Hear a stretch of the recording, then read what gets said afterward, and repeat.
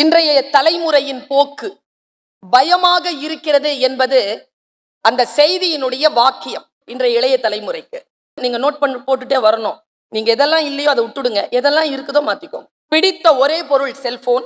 படிக்காமல் பாஸ் ஆக வேண்டும், கஷ்டப்படாமல் வேலை கிடைக்க வேண்டும், யாருக்குமே மரியாதை தரக்கூடாது, தனக்கு தெரியாத விஷயம் என்பது எதுவுமே இல்லை, எல்லாமே உடனே கிடைக்க வேண்டும், காசுக்காக என்ன வேண்டுமானாலும் செய்யலாம், சினிமா, கிரிக்கெட், செல்போன் இவைதான் உலகம், பெண்கள் மீது மரியாதையே இல்லை, ஆசிரியர்கள் மூத்தோர்கள் எல்லாம் புழுப்பூச்சு மாதிரி, வரலாறு, பண்பாடு, கலை, இலக்கியம், அரசியல் குறித்த அடிப்படை புரிதல்கள் கூட இல்லை, ஒரு பேங்க் செலான் கூட நிரப்ப தெரியாது, ஒரு வரி கூட வாசிக்கிறது கிடையாது, தப்பில்லாமல் தமிழோ ஆங்கிலவோ எழுதவோ பேசவோ தெரியாது, ஒரு விஷயத்தை கோர்வையாக சொல்ல வராது, வீதியில் நின்று விஷம் குடித்து கொண்டிருந்தாலும் அதையும் செல்போனில் செல்ஃபி எடுத்து போட வேண்டும், பள்ளி சீருடையுடன் கூட டாஸ்மார்க் போகிற அளவுக்கு தைரியம், சின்ன வயசிலேயே வாய் திறந்தாலே கெட்ட வார்த்தை, எப்போதாவது ஏதாவது ஒரு போதையில் தன்னை மூழ்கடித்துக் கொள்ள விரும்புகின்ற மனநிலை, எதிலும் நிரந்தரமாக நிலை கொள்ளாத அலைபாயும் மனம், உள்ளாடை தெரிய பேன் போட்டு காண்டாமிருகம் போல முடிவெட்டி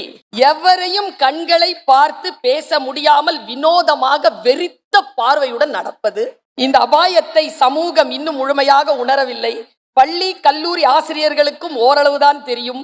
பெற்றோரின் அளவுக்கு மீறிய செல்லம்தான் சகலத்திற்கும் காரணம். தங்களை அறியாமல் அவர்கள் இவர்களை அனைத்து அடாவடித்தனங்களுக்கும் துணை போகிறார்கள். அவர்கள் பார்க்கிற பிள்ளைகள் இல்லை இவர்கள் உள்ளுக்குள் வேறொரு ஜோம்பியாக வளர்ந்து கொண்டிருக்கிறார்கள். பள்ளியில் படிக்கிற போது அவன் தன்னை முழுமையாக வெளிப்படுத்துவதில்லை. இவர்களுக்கும் இந்த இரு தலைமுறையினருக்கும் மலையளவு வித்தியாசம். மேற்சொன்னவை ஏதோ ஆண் பிள்ளைகளுக்கு மட்டும் என்று எண்ண வேண்டாம், இரு பாலருக்கும் அது பொருந்தும்.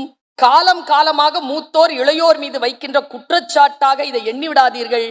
கடந்த பல்லாயிரம் வருடங்களில் இப்படி ஒரு ரசனை குறைந்த, சுய சிந்தனை இல்லாத, சோம்பலும் அலட்சியமும் கொண்ட தலைமுறையை இந்த உலகம் சந்தித்ததே இல்லை.